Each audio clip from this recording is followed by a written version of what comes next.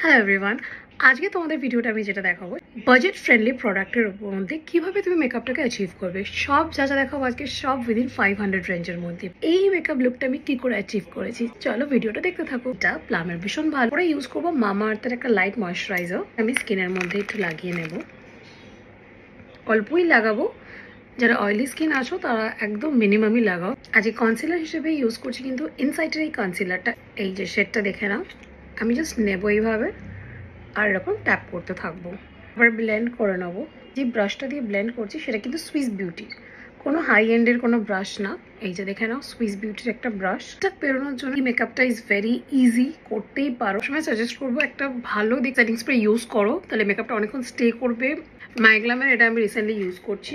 Concealer লাগিয়ে নিয়েছি, এবার একটু মুখে স্প্রে করে নেবো। এটা যদি আগের ব্লগগুলো ফলো করেছো তো তুমি জানো আমার কোনটা ফেভারিট বাজেট ফ্রেন্ডলির মধ্যে।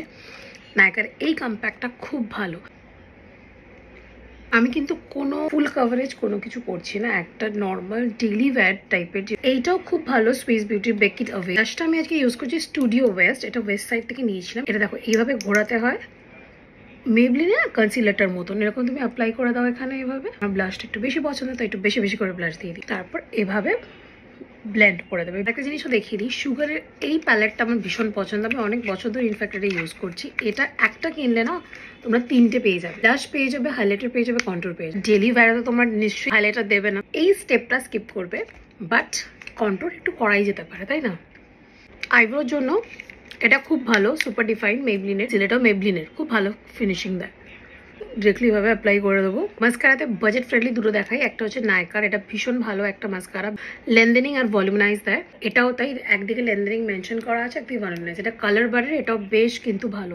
আমি সবসময় আগে ফার্স্টে এভাবে লাগাই, তারপরে এভাবে লাগাই। দেখো কি সুন্দর লাগছে, ভীষণ ভালো একটা ফিনিশিং দেয়। সময় যে একটা হাই এন্ডের কিছু ব্যবহার করলেই মেকআপটা ফ্ললেস লাগবে সেরকম না। হ্যাঁ, ডেফিনেট হাই এন্ড আর নর্মাল মেকআপ ব্র্যান্ডের মধ্যে ডিফারেন্স থাকে। দো আমি কোনো মেকআপ আর্টিস্ট না, আমি নিজে অনেকদিন ধরে মেকআপ করতে পছন্দ করি আর সেটা থেকেই আমার যেগুলো বলার। লাইনার হিসেবে যদি ইউজ করতে চাও একটা ম্যাট লাইনার, আমি খুব একটা গ্লসি লাইনার কোনোদিনই পছন্দ করি না, ম্যাট লাইনার পছন্দ করি। তো কালার বারের লাইনার ভীষণ ভালো। লিপস্টিকে আলাদা করে কি বলবো, লিপস্টিক তো তোমরা জানো, তিনটে নিয়ে আসলাম, তিনটে ব্র্যান্ডের আমার পছন্দ। একটা স্টুডিও ওয়েস্ট যেটা ওয়েস্ট সাইডের, একটা ল্যাকমে, আর একটা হচ্ছে মাইগ্লামের পোজ। আমি আজকে ইউজ করবো পোজেরটা, বিকজ এটার কালারটা খুব ভালো লাগে আমার, একদম বেবি পিঙ্ক টাইপের peach peach colour. I like it. দেখো লিপস্টিকের শেডটা দেখেছো। লাস্ট স্টেপে কিন্তু একদম ভুলবে না সেটিং স্প্রেটা ইউজ করার। টেকনিকটা ঠিকঠাক করে করো, তাহলে মেকআপটা ফ্ললেস তো থাকবেই, সাথে এরকম গ্লোয়িং হবে। মেকআপটা একদম ট্রান্সফার প্রুফ হবে যদি আমার মতন ভাবে মেকআপটা করতে থাকো। This is my final look. আশা করছি ভিডিওটা ইনফরমেটিভ ছিল। কেমন লাগলো জানিও।